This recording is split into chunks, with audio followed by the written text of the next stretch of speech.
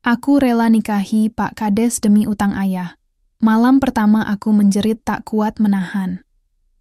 Namaku Sekar. Aku lahir dan besar di sebuah desa kecil bernama Desa Sumber Makmur, yang terletak di antara hamparan sawah hijau dan perbukitan yang asri. Desa ini mungkin tampak indah dari luar, tapi bagi orang-orang seperti keluargaku, kehidupan di sini penuh dengan tantangan. Ayahku, Pak Heri, adalah seorang petani yang selalu bangun sebelum matahari terbit untuk bekerja di sawah. Ibu tiriku, Bu Ratna, lebih sering menghabiskan waktunya di dapur atau berbicara dengan tetangga tentang gosip terbaru di desa. Aku sendiri baru saja lulus SMA beberapa bulan lalu, tapi aku belum pernah merasakan apa itu melanjutkan pendidikan ke jenjang yang lebih tinggi. Biaya kuliah adalah mimpi yang tak terjangkau bagi keluarga kami. Keluargaku bukanlah keluarga kaya. Kami hidup dari hasil pertanian ayah, yang semakin sulit akhir-akhir ini karena cuaca yang tidak menentu. Hujan datang terlalu deras, kadang-kadang bahkan tidak turun sama sekali selama berminggu-minggu. Sawah-sawah mulai mengering, dan tanaman padi gagal tumbuh sempurna. Untuk memperparah situasi, harga pupuk melonjak drastis, membuat ayah kesulitan membelinya. Semua ini membuat utang kami menumpuk, terutama kepada satu orang, Haji Ridwan, Kepala Desa Sumber Makmur. Aku sudah sering mendengar nama Haji Ridwan. Dia adalah figur yang disegani sekaligus ditakuti di desa. Orang-orang mengenalnya sebagai pemimpin yang visioner, tapi banyak juga yang membicarakannya di balik pintu, tertutup sebagai pria licik dan haus kuasa. Di usianya yang sudah paruh baya, dia masih aktif dalam urusan desa, termasuk memberikan pinjaman kepada warga yang membutuhkan. Namun, pinjaman itu selalu datang dengan syarat yang rumit dan bunga yang tinggi. Banyak warga yang akhirnya kehilangan tanah mereka karena tidak mampu membayar utang kepada Haji Ridwan.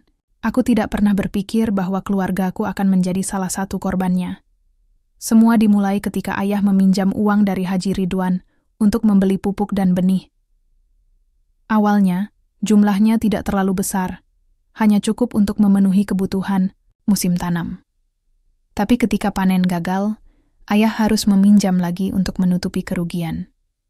Pinjaman demi pinjaman terus bertambah, sampai akhirnya utang kami menjadi sangat besar, sehingga mustahil dilunasi.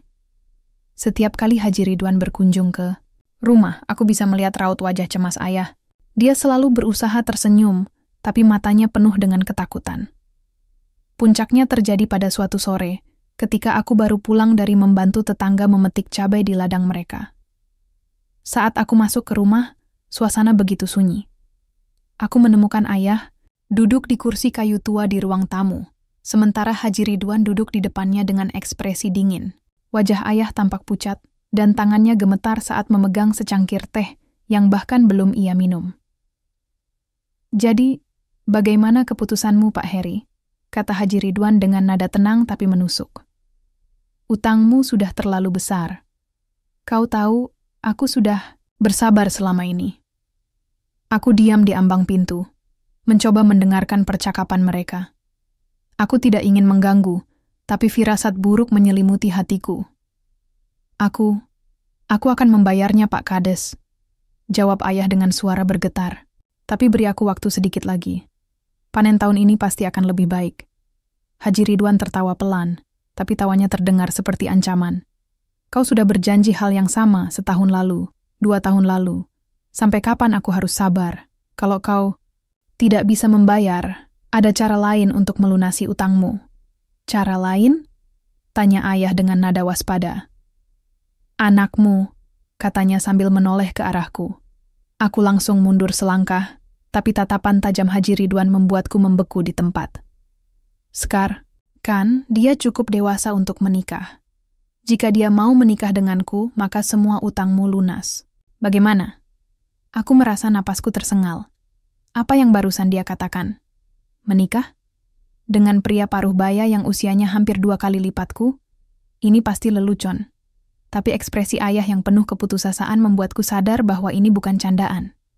"Ayah," bisikku, tidak bisa menahan air mata yang mulai mengalir di pipiku. Ayah menunduk, tidak berani menatapku. "Sekar, maafkan ayah. Ayah tidak punya pilihan lain. Bapak bisa cari solusi lain," bentakku, tidak peduli apakah Haji Ridwan mendengarnya atau tidak. "Ini tidak adil." Tidak ada solusi lain, Nak, kata Haji Ridwan dengan nada dingin. Keputusan ada di tanganmu. Jika kau menolak, maka aku akan mengambil tanahmu, seluruhnya. Apa kau siap melihat ayahmu kehilangan segalanya? Aku terdiam. Kata-kata itu seperti pisau yang menusuk jantungku. Aku tahu apa artinya kehilangan tanah bagi seorang petani. Itu berarti kehilangan sumber penghidupan, kehilangan martabat, dan kehilangan masa depan. Aku tidak bisa membiarkan itu terjadi pada ayah. Tapi di sisi lain, aku juga tidak bisa membayangkan diriku hidup sebagai istri seorang pria yang bahkan tidak aku kenal, apalagi aku cintai. Malam itu, aku menangis sepanjang malam. Aku berguling-guling di kasur tipisku, memikirkan semua kemungkinan yang ada. Aku tahu bahwa masyarakat desa akan membicarakan keluarga kami jika kami tidak bisa melunasi utang. Mereka akan menilai ayah sebagai pemimpin rumah tangga yang gagal, dan aku sebagai anak yang tidak patuh. Stigma itu akan melekat pada kami selamanya. Akhirnya, keesokan harinya, aku membuat keputusan. Aku menghadap ayah dan mengatakan bahwa aku bersedia menikah dengan Haji Ridwan. Ayah menangis memelukku erat dan berkata bahwa dia akan selalu berterima kasih padaku. Tapi aku tidak bisa merasakan kelegaan. Hatiku kosong, seolah-olah semua harapan dan impianku lenyap begitu saja. Aku tidak tahu apa yang akan terjadi setelah ini.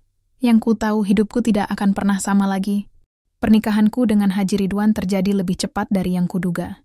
Tidak ada pesta besar atau dekorasi mewah seperti yang biasa kulihat di pernikahan teman-temanku. Semuanya berlangsung sederhana, hampir tanpa emosi. Acara dilaksanakan di balai desa, hanya dihadiri oleh beberapa tetangga terdekat dan keluarga inti. Aku mengenakan kebaya merah tua yang dipinjamkan Bu Ratna, tapi rasanya seperti kostum untuk sandiwara yang tidak ingin kumainkan. Riasan wajah yang tebal tidak bisa menyembunyikan ekspresiku yang kosong. Haji Ridwan datang dengan setelan jas hitam yang terlihat agak sempit di tubuhnya yang gemuk. Dia tersenyum lebar sepanjang acara, seolah-olah ini adalah hari bahagianya yang telah lama dinantikan. Sementara aku hanya bisa menunduk, tak sanggup menatap matanya apalagi tersenyum. Aku tahu banyak orang memperhatikanku, membisikkan komentar-komentar tentang bagaimana aku beruntung mendapatkan suami kaya, meski usianya jauh lebih tua. Mereka tidak tahu apa yang sebenarnya terjadi. Bagiku, ini bukan tentang keberuntungan. Ini tentang pengorbanan yang terasa seperti kutukan. Setelah ijab kabul selesai, aku resmi menjadi istri Haji Ridwan. Gelar itu terdengar asing di telingaku, seperti nama karakter dalam cerita tragis yang tidak ingin kubaca sampai akhir. Ayah tampak lega, meskipun matanya berkaca-kaca. Ibu tiriku, Bu Ratna, memberiku pelukan singkat sebelum berbisik. Sekarang kau punya tanggung jawab baru. Jangan kecewakan Pak Kades. Aku hanya bisa mengangguk tanpa berkata apa-apa. Tanggung jawab baru? Apakah dia benar-benar menganggap ini sebagai kehidupan yang normal? Malam itu aku harus meninggalkan rumah ayah dan pindah ke rumah Haji Ridwan. Rumahnya besar dan megah dibandingkan dengan rumah-rumah lain di desa, tapi bagi aku, itu terasa seperti penjara mewah. Dinding-dindingnya dingin, dan suasana di dalamnya begitu sunyi, sehingga setiap langkahku terdengar seperti gema di lorong panjang. Ada pelayan yang bekerja di sana, tapi mereka jarang berbicara denganku. Aku merasa seperti tamu yang tidak diundang, bukan penghuni utama. Malam pertama adalah momen yang paling kubenci dalam hidupku. Aku duduk di tepi tempat tidur yang besar, memeluk lututku erat-erat sambil berusaha menahan air mata. Haji Ridwan masuk ke kamar beberapa saat kemudian. Wajahnya masih tersenyum puas seolah-olah dia baru saja mendapatkan hadiah yang luar biasa. Aku tidak bisa menatapnya. Ketika dia mulai mendekatiku, tubuhku langsung menegang. "Kamu tidak perlu takut," katanya dengan nada yang mencoba terdengar lembut, tapi malah membuatku semakin gugup. "Aku akan bersabar." Aku mengangguk, tapi hatiku berteriak, "Tidak, ini bukan sesuatu yang kuinginkan." Tubuhku terasa kaku, dan ketika dia menyentuhku, aku tidak bisa menahan diri untuk tidak menangis. Malam itu berlalu seperti mimpi buruk yang tak ada habisnya. Setiap sentuhan terasa seperti luka yang mendalam, dan setiap kata yang dia ucapkan terdengar kosong di telingaku. Aku tidak bisa memahami bagaimana orang-orang bisa menjalani pernikahan dengan cinta jika ini adalah kenyataannya. Dingin, menyakitkan, dan tanpa makna. Keesokan harinya, aku bangun dengan perasaan hampa. Mataku bengkak karena semalaman penuh, aku menangis diam-diam. Aku mencoba berpakaian rapi dan turun ke ruang makan untuk sarapan, meskipun nafsu makanku hilang sepenuhnya. Haji Ridwan sudah duduk di meja, membaca koran sambil minum teh. Dia menyapa dengan senyum ringan, seolah-olah malam sebelumnya tidak terjadi apa-apa. "Selamat pagi istriku," katanya santai. Kata-kata itu terasa seperti cambukan bagi hatiku. Aku hanya mengangguk pelan dan duduk di kursi yang disediakan. Di atas meja, ada roti panggang, telur dadar, dan segelas susu hangat. Makanan itu terlihat enak, tapi aku tidak bisa menyentuhnya. Perutku terasa seperti batu. Bu Ratna datang kemarin sore untuk memberiku nasihat pernikahan. Dia bilang bahwa tugasku sekarang adalah melayani suamiku dengan baik, menjaga rumah, dan melahirkan anak-anak untuk melanjutkan garis keturunan Haji Ridwan. Mendengar kata-kata itu, aku merasa seperti robot yang diprogram untuk melakukan tugas-tugas tanpa memiliki kebebasan atau hak untuk memilih. Dia juga memberitahuku bahwa aku tidak boleh keluar rumah terlalu sering karena istri kepala desa harus menjaga martabat. Beberapa hari berlalu dan rutinitas baruku mulai terbentuk. Aku membersihkan rumah, membantu pelayan menyiapkan makanan, dan sesekali menemani Haji Ridwan saat dia menerima tamu. Tapi hubungan kami tidak pernah terasa seperti pasangan suami istri. Kami jarang berbicara, dan ketika dia berbicara, aku hanya menjawab dengan kalimat pendek yang sopan. Aku merasa seperti bayangan di rumah itu, selalu ada tapi tidak pernah diperhatikan. Suatu sore, ketika Haji Ridwan sedang keluar untuk rapat desa, aku menyelinap masuk ke ruang kerjanya. Aku tidak tahu kenapa, tapi ada sesuatu yang menggerakkan kakiku untuk melihat-lihat isi ruangan itu. Di atas mejanya, ada tumpukan dokumen dan buku catatan. Salah satu buku itu terbuka, dan aku melihat daftar nama-nama warga desa yang ternyata adalah para peminjam uang dari Haji Ridwan. Di sebelah nama mereka, ada angka-angka besar yang ditulis dengan tinta merah. Aku tidak mengerti apa artinya, tapi ada sesuatu yang aneh. Beberapa nama terlihat familiar, termasuk nama tetangga dekat yang pernah bercerita kepada ayah bahwa tanah mereka diambil alih karena utang. Hatiku mulai berdetak lebih cepat. Apa ini? Kenapa jumlah utang mereka jauh lebih besar daripada yang mereka pinjam sebenarnya? Aku mencoba membuka buku catatan lain, tapi tiba-tiba pintu ruangan terbuka. Aku terkejut dan buru-buru menutup buku itu. Untungnya, yang masuk adalah salah satu pelayan, yang hanya bertanya apakah aku membutuhkan sesuatu. Aku menggeleng cepat, lalu meninggalkan ruangan dengan perasaan cemas. Malam itu aku tidak bisa tidur. Pikiranku dipenuhi oleh pertanyaan-pertanyaan. Apakah Haji Ridwan benar-benar menggunakan utang sebagai alat untuk menguasai tanah orang-orang? Jika iya, apa tujuannya? Dan yang paling penting, apakah ayah juga menjadi salah satu korbannya? Aku mulai merasa bahwa pernikahanku ini bukan sekadar solusi untuk melunasi utang, tapi bagian dari skema yang lebih besar, sesuatu yang lebih gelap dan rumit daripada yang pernah kubayangkan. Aku tahu aku tidak bisa tinggal diam. Aku harus mencari, tahu lebih banyak. Tapi bagaimana caranya? Aku tidak bisa mempercayai siapapun di rumah ini, bahkan pelayan-pelayan yang bekerja di sini. Mereka semua sepertinya takut pada Haji Ridwan. Aku sendirian dalam perjuanganku ini, tapi aku tidak punya pilihan lain. Aku harus melawan meskipun aku tidak tahu dari mana harus memulai. Malam-malam berikutnya, aku tidak bisa tidur dengan tenang. Pikiranku dipenuhi oleh apa yang kulihat di ruang kerja Haji Ridwan. Daftar nama-nama warga desa dengan angka-angka utang yang mencurigakan. Aku mulai menyadari bahwa ini bukan hanya soal keluargaku atau tanah ayah. Ini lebih besar daripada itu. Banyak orang di desa ini menderita karena ulah Haji Ridwan, dan aku sekarang menjadi bagian dari kehidupannya. Aku merasa seperti mata rantai dalam jaring laba-laba yang rumit, terjerat tanpa tahu cara melepaskan diri. Aku memutuskan untuk mengambil risiko. Setiap kali Haji Ridwan pergi ke kantor balai desa, atau rapat bersama para petinggi desa lainnya? Aku diam-diam masuk ke ruang kerjanya. Awalnya, aku hanya melihat-lihat dokumen-dokumen yang ada di mejanya. Namun, semakin banyak informasi yang kudapatkan, semakin jelas pola yang mengerikan. Ternyata, Haji Ridwan tidak hanya meminjamkan uang kepada warga dengan bunga tinggi. Dia juga memanipulasi catatan utang mereka, menambah jumlah pinjaman secara diam-diam sehingga mereka tidak pernah bisa melunasinya. Ketika utang mereka mencapai titik tertentu, dia akan mengambil alih tanah mereka sebagai jaminan. Tanah-tanah itu kemudian disewakan kepada investor luar desa untuk proyek-proyek pertanian komersial atau properti. Aku hampir tidak percaya apa yang aku temukan. Semua ini menjelaskan kenapa banyak sawah di desa kami berubah menjadi lahan kosong atau dimiliki oleh orang-orang asing. Haji Ridwan bukan hanya kepala desa yang korup, dia adalah monster yang diam-diam menghancurkan kehidupan warga desa demi keuntungan pribadi. Namun, satu hal yang membuatku paling marah adalah ketika aku menemukan sebuah dokumen tua yang menyebutkan nama ayahku.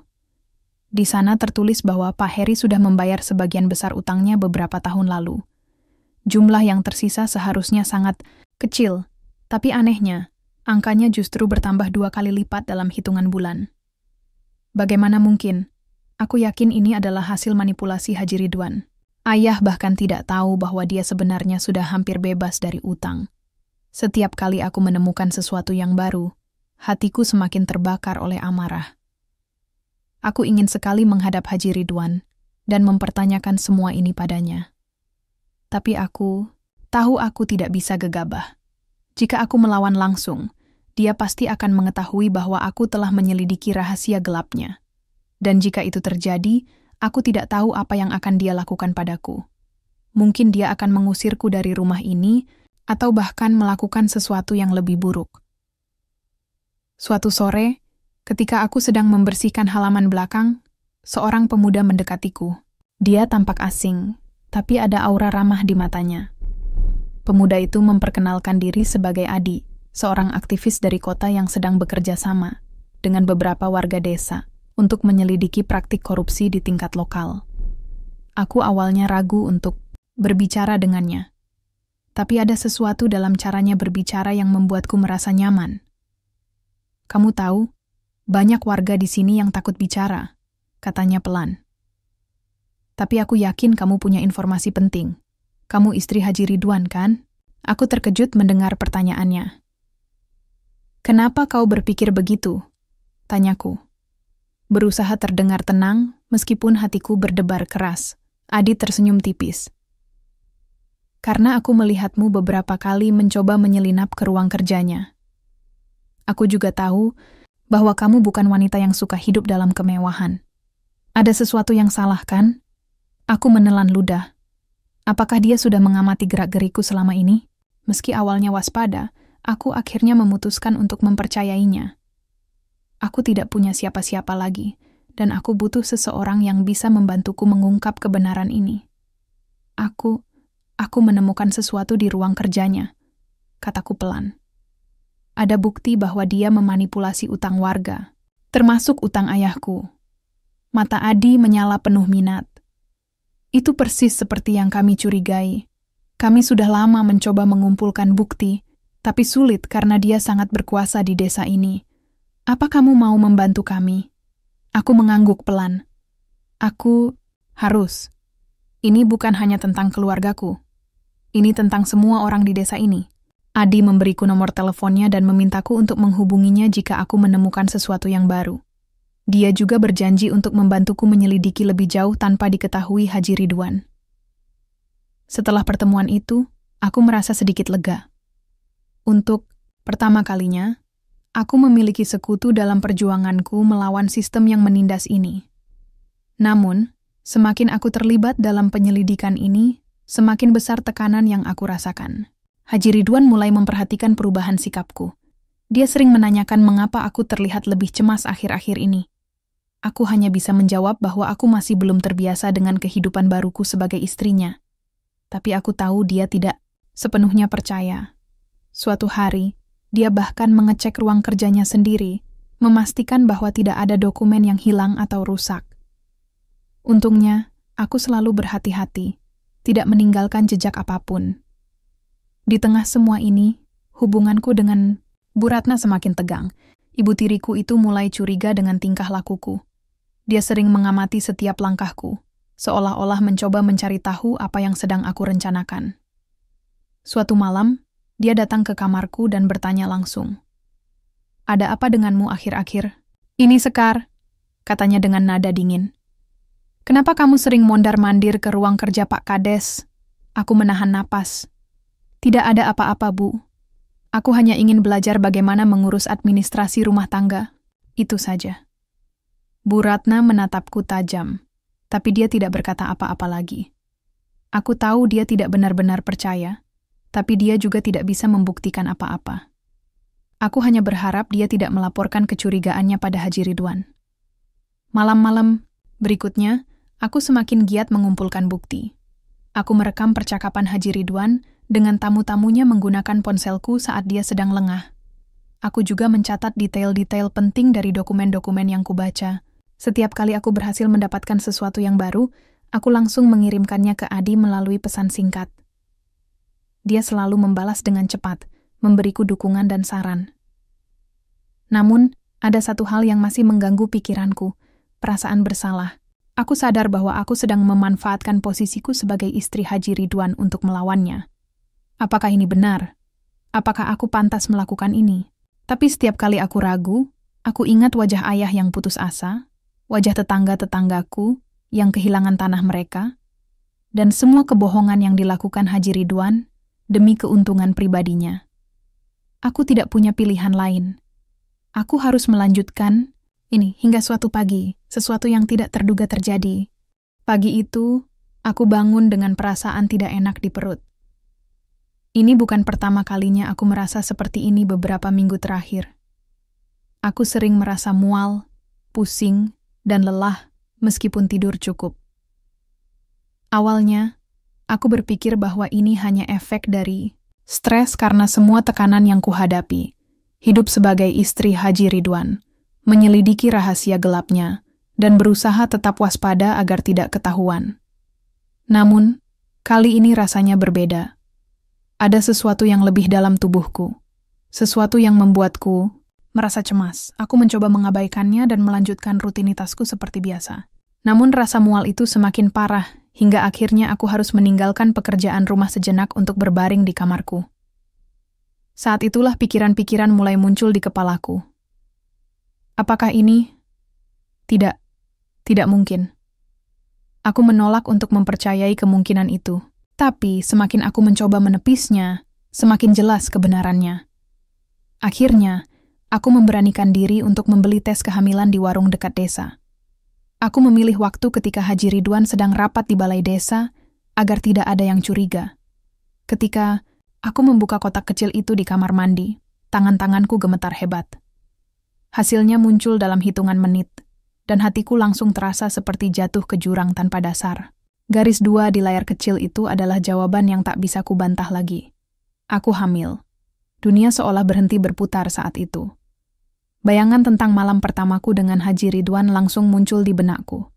Aku tidak siap menjadi seorang ibu, apalagi dari pernikahan yang dipaksakan seperti ini. Bagaimana mungkin aku bisa membesarkan anak dalam situasi seperti ini? Anak ini akan menjadi bagian dari keluarga Haji Ridwan, seseorang yang telah menghancurkan banyak kehidupan, termasuk keluargaku sendiri. Pikiran itu membuatku ingin menangis sepanjang hari. Namun, aku tahu aku tidak bisa terus-menerus larut dalam kesedihan. Aku harus memikirkan langkah selanjutnya. Jika Haji Ridwan mengetahui tentang kehamilanku, dia pasti akan sangat senang. Baginya, ini adalah bukti bahwa pernikahannya denganku berhasil. Tapi bagi aku, ini adalah beban tambahan yang tidak pernah kuminta. Malam itu, setelah Haji Ridwan pulang dari rapat, dia terlihat ceria seperti biasanya. Dia bertanya, apakah aku baik-baik saja? Karena katanya, aku terlihat lebih lesu akhir-akhir ini. Aku hanya menjawab bahwa aku sedang merasa kurang sehat dan butuh istirahat. Dia tampak percaya, tapi aku tahu dia akan segera menemukan kebenarannya. Beberapa hari kemudian, aku memutuskan untuk mengunjungi bidan desa secara diam-diam. Aku membutuhkan konfirmasi medis, dan aku juga ingin berkonsultasi tentang apa yang harus kulakukan. Bidan itu, Bulina, adalah wanita baik hati yang sudah lama tinggal di desa ini. Dia langsung menyadari kondisiku setelah melakukan pemeriksaan singkat. "Kamu hamil sekitar 6 minggu," katanya pelan. "Apa kamu sudah memberitahu suamimu?" Aku menggeleng cepat. "Belum, Bu. Aku belum siap." Bulina menatapku dengan tatapan penuh empati. "Ini pasti sulit bagimu, tapi ingat, kamu tidak sendirian. Kamu bisa datang kepadaku kapan saja jika butuh bantuan." Aku mengucapkan terima kasih dan meninggalkan klinik dengan perasaan campur aduk. Meskipun aku tahu Bulina berniat baik, aku tetap merasa seperti tenggelam dalam lautan masalah yang semakin dalam. Ketika aku sampai di rumah, Haji Ridwan sedang duduk di ruang tamu, membaca koran. Dia tersenyum padaku seperti biasa, tapi kali ini senyumannya terasa seperti ancaman. Aku berusaha bersikap normal, tapi hatiku berdebar keras. Aku tahu aku tidak bisa menyembunyikan kehamilanku selamanya. Suatu hari, tubuhku akan berbicara sendiri. Di tengah semua kebingunganku, aku bertemu kembali dengan Adi. Kami janjian di sebuah gubuk tua di pinggir sawah, tempat yang jarang dikunjungi orang. Aku menceritakan tentang kehamilanku, dan dia mendengarkanku dengan penuh perhatian. "Ini pasti sangat berat untukmu," katanya pelan. "Tapi jangan biarkan ini menghentikanmu. Kamu masih bisa melawan. Bahkan, mungkin ini bisa jadi kekuatan baru untukmu." "Apa maksudmu?" tanyaku, bingung. Bayangkan bagaimana reaksi Haji Ridwan jika dia tahu bahwa kamu membawa anaknya. Tapi pada saat yang sama, kamu juga memiliki bukti atas semua kejahatannya. Dia tidak akan bisa menyakitimu begitu saja. Kamu punya pengaruh sekarang. Aku terdiam. Kata-kata Adi membuatku berpikir ulang. Mungkin dia benar. Anak ini bisa menjadi alat untuk melindungi diriku, setidaknya sampai aku berhasil membongkar semua skema korupsi Haji Ridwan. Tapi tetap saja, aku tidak bisa membayangkan bagaimana rasanya membesarkan anak dalam situasi seperti ini. Beberapa hari kemudian, aku memutuskan untuk memberitahu Haji Ridwan tentang kehamilanku. Aku tahu ini adalah langkah yang berisiko, tapi aku tidak bisa terus bersembunyi. Malam itu, ketika kami sedang makan malam, aku mengumpulkan keberanian dan mengatakannya padanya. "Pak, aku ingin memberitahumu sesuatu," kataku pelan, suaraku bergetar. Haji Ridwan meletakkan garpu dan pisau di piringnya, lalu menatapku dengan ekspresi penasaran. "Ada apa, istriku?" Aku hamil." Sejenak, wajahnya tampak kosong. Tapi kemudian, senyum lebar muncul di wajahnya dan matanya bersinar bahagia. "Benarkah? Ini kabar yang luar biasa," katanya, bangkit dari kursi dan mendekatiku. Dia memelukku erat, tapi aku tidak bisa merasakan kebahagiaan sama sekali. Pelukannya terasa seperti rantai yang semakin memperkuat jeratanku. "Kamu harus menjaga kesehatanmu sekarang," katanya, nada suaranya penuh kebanggaan. "Kita akan memiliki anak. Ini adalah awal yang baru untuk kita." Aku hanya mengangguk, tidak sanggup berkata apa-apa. Hatiku kosong, tapi aku tahu inilah awal dari fase baru dalam hidupku. Fase yang penuh tantangan dan dilema moral. Aku harus berjuang tidak hanya untuk diriku sendiri, tapi juga untuk masa depan anak yang sedang tumbuh di dalam rahimku. Namun, ada satu hal yang semakin jelas dalam pikiranku. Aku tidak akan membiarkan Haji Ridwan menang begitu saja. Aku akan terus melawan, meskipun aku harus melakukannya dengan cara yang lebih hati-hati. Anak ini adalah darah dagingku, dan aku akan memastikan bahwa dia tidak tumbuh dalam bayang-bayang kebohongan dan kejahatan ayahnya. Setelah kehamilanku diketahui Haji Ridwan, aku merasakan perubahan dalam cara dia memperlakukanku. Dia menjadi lebih protektif, hampir seperti menjaga barang berharga yang tidak boleh rusak.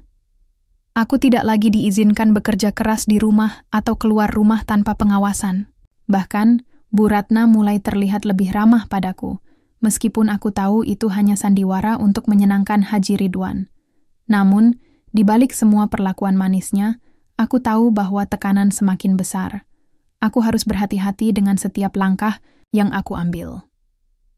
Setiap kali aku ingin mencari informasi baru tentang skema korupsi Haji Ridwan, aku harus menunggu momen yang tepat ketika dia lengah atau sedang tidak ada di rumah. Aku juga semakin sering bertemu Adi secara diam-diam, menggunakan alasan bahwa aku hanya ingin jalan-jalan untuk menghirup udara segar selama kehamilanku. Adi dan aku mulai merencanakan sesuatu yang lebih besar. Kami sadar bahwa aku tidak bisa melawan Haji Ridwan sendirian. Kami butuh dukungan dari warga desa lainnya, para korban manipulasi utang yang telah kehilangan tanah mereka. Namun membujuk mereka untuk bersatu bukanlah hal yang mudah. Banyak dari mereka takut melawan Haji Ridwan karena kuasa dan pengaruhnya. Mereka khawatir akan mendapat masalah jika ketahuan melawan kepala desa. Aku tahu ini sulit, kata Adi suatu sore saat kami duduk di gubuk tua tempat biasa kami bertemu. Tapi percayalah, jika kita bisa meyakinkan mereka bahwa kita punya cukup bukti, mereka pasti akan ikut serta. Aku mengangguk pelan. Kita harus bergerak cepat. Aku tidak tahu sampai kapan aku bisa menyembunyikan penyelidikanku dari Haji Ridwan. Beberapa hari kemudian, aku berhasil menghubungi beberapa tetangga yang pernah bercerita kepada ayah tentang utang mereka kepada Haji Ridwan. Aku meminta mereka untuk datang ke sebuah pertemuan rahasia malam itu di gubuk tua. Awalnya, banyak dari mereka ragu-ragu, tapi ketika aku menunjukkan sebagian dokumen yang kumiliki, mereka mulai tertarik. Pertemuan itu dihadiri oleh sekitar 10 orang, termasuk Pak Karjo, seorang petani tua yang dulunya memiliki lahan luas, sebelum akhirnya disita oleh Haji Ridwan. Mata mereka penuh amarah ketika aku menjelaskan bagaimana Haji Ridwan memanipulasi catatan utang mereka. Beberapa dari mereka bahkan menangis, mengingat bagaimana hidup mereka hancur karena kebohongannya. Kami sudah tahu ini selama bertahun-tahun, kata Pak Karjo dengan suara bergetar. Tapi kami tidak berani melawan karena takut. Apa yang bisa kita lakukan? Dia adalah kepala desa, dan dia punya banyak orang yang mendukungnya. Aku tahu itu, jawabku pelan. Tapi kali ini, kita punya bukti. Kita bisa melaporkannya ke polisi. Dan jika kita semua bersatu, dia tidak akan bisa melawan kita. Mereka saling berpandangan, ragu-ragu. Tapi akhirnya, satu persatu mereka mulai mengangguk. Kami sepakat untuk mengumpulkan lebih banyak bukti dan membuat daftar nama-nama korban lainnya. Adi akan membantu kami menyusun laporan resmi untuk dibawa ke pihak berwajib. Namun, rencana kami tidak berjalan mulus. Beberapa hari setelah pertemuan itu, aku mulai merasakan bahwa seseorang mengamati gerak-gerikku. Suatu pagi, ketika aku hendak meninggalkan rumah untuk bertemu Adi, Bu Ratna tiba-tiba muncul di depan pintu. "Kamu mau kemana?" tanyanya dengan nada dingin. "Aku hanya ingin jalan-jalan sebentar," jawabku, berusaha terdengar santai. Bu Ratna menyipitkan matanya. "Jangan coba-coba bermain-main dengan api, Sekar. Jika kamu melakukan sesuatu yang bodoh, kamu tidak hanya akan menyakiti dirimu sendiri, tapi juga anakmu." Hatiku langsung berdebar keras. Apakah dia sudah mengetahui rencanaku? Aku tidak menjawab, hanya menunduk dan berbalik masuk ke rumah. Tapi aku tahu, aku tidak bisa berhenti sekarang. Terlalu banyak yang dipertaruhkan. Malam itu, aku memberitahu Adi tentang apa yang terjadi. Dia tampak khawatir, tapi dia juga mengingatkanku untuk tetap tenang. "Jangan biarkan mereka tahu bahwa kita panik," katanya. "Kita harus terus melanjutkan rencana ini, tapi lebih hati-hati." Beberapa hari kemudian, aku mendapatkan kabar buruk. Salah satu warga yang hadir dalam pertemuan rahasia tiba-tiba mengundurkan diri karena ancaman dari orang-orang suruhan Haji Ridwan. Katanya, dia tidak ingin hidupnya lebih hancur daripada sekarang. Kabar itu membuatku putus asa, tapi Adi sekali lagi menguatkan tekadku. "Jangan menyerah, Sekar," katanya. "Kita tidak bisa memaksa semua orang untuk berani, tapi kita bisa mulai dengan mereka yang benar-benar siap." Akhirnya, kami berhasil mengumpulkan cukup bukti dan mendapatkan dukungan dari beberapa warga yang masih berani melawan. Kami sepakat untuk melaporkan Haji Ridwan ke polisi esok harinya. Namun, malam sebelum kami melaksanakan rencana itu, sesuatu yang tidak terduga terjadi. Haji Ridwan pulang lebih awal dari biasanya. Dia masuk ke kamarku dengan ekspresi marah yang belum pernah kulihat sebelumnya. Di tangannya, ada beberapa lembar dokumen yang sangat aku kenal. Salinan dokumen yang kugunakan untuk menyelidiki skemanya. "Apa ini, Sekar?" tanyanya dengan suara dingin. "Apa kau pikir aku tidak tahu apa yang sedang kau lakukan?" Aku membeku di tempat. Hatiku berdegup kencang, dan aku tidak bisa berkata apa-apa. Bagaimana dia bisa mengetahui ini? Bu Ratna memberitahuku, lanjutnya, senyumnya terlihat seperti ancaman. Dia bilang kau sering keluar rumah diam-diam dan bertemu dengan orang-orang yang tidak seharusnya kau temui. Jadi, aku menyuruhnya menggeledah kamarmu dan lihat apa yang kutemukan. Aku menatapnya dengan mata berkaca-kaca. Aku tahu aku telah ketahuan. Tapi aku tidak akan menyerah begitu saja. "Jika kau berani melaporkanku, aku akan mengambil semuanya darimu," katanya dengan nada mengancam. "Termasuk anakmu." Ancaman itu membuatku gemetar, tapi aku tidak bisa mundur sekarang. Aku sudah terlalu jauh untuk menyerah. Hari itu adalah hari yang paling menegangkan dalam hidupku. Setelah Haji Ridwan mengetahui penyelidikanku, aku tahu bahwa waktu untuk bertindak sudah sangat terbatas. Dia mengurungku di rumah, tidak membiarkanku keluar sama sekali. Bahkan, ponselku disita agar aku tidak bisa berkomunikasi dengan siapapun. Aku merasa seperti burung dalam sangkar emas yang kini semakin sempit. Namun, aku tidak sendirian. Adi, yang sejak awal menjadi sekutuku, ternyata lebih cerdas dari yang aku duga. Dia menyadari bahwa sesuatu tidak beres ketika aku tidak muncul di titik pertemuan kami. Dengan bantuan beberapa warga desa yang setia, dia berhasil mendekati rumah Haji Ridwan pada malam harinya. Melalui jendela kamarku, dia melemparkan sebuah ponsel kecil ke dalam, memberiku cara untuk tetap berkomunikasi. "Aku tidak akan membiarkanmu sendirian," tulisnya melalui pesan singkat. "Kita harus tetap melanjutkan rencana ini." Hatiku terasa lebih ringan membaca pesan itu. Meskipun situasinya mencekam, aku merasa ada secercah harapan. Esok paginya, aku menggunakan kesempatan saat Haji Ridwan sedang rapat di balai desa untuk mengirimkan semua bukti yang telah kukumpulkan kepada Adi melalui ponsel kecil itu. Dokumen-dokumen, rekaman percakapan, bahkan foto-foto catatan utang yang dimanipulasi, semua dikirim tanpa meninggalkan jejak. Aku tahu ini adalah langkah terakhir yang bisa kulakukan sebelum segalanya meledak. Beberapa jam kemudian, kabar itu datang. Polisi tiba-tiba datang ke balai desa dengan surat perintah penggeledahan. Mereka membawa dokumen-dokumen yang Adi kirimkan sebagai dasar penyelidikan. Warga desa yang telah bersatu juga turut serta memberikan kesaksian tentang bagaimana Haji Ridwan memanipulasi utang mereka dan merebut tanah mereka. Semua bukti itu begitu kuat hingga Haji Ridwan langsung ditangkap di tempat. Aku mendengar berita itu dari salah satu pelayan di rumah. Ketika aku keluar ke halaman, aku melihat kerumunan warga berkumpul di depan balai desa, bersorak-sorai dengan penuh kelegaan. Mata mereka yang dulunya penuh ketakutan kini bersinar dengan harapan baru. Haji Ridwan dibawa keluar dengan tangan diborgol. Dia tampak marah dan frustrasi, tapi tidak ada yang bisa dilakukannya lagi.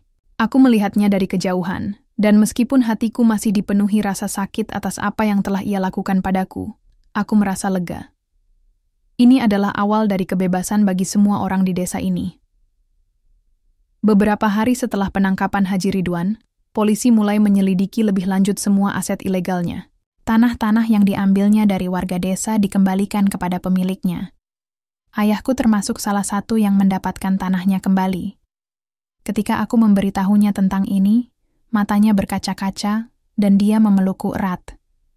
"Maafkan ayah, nak," katanya dengan suara bergetar.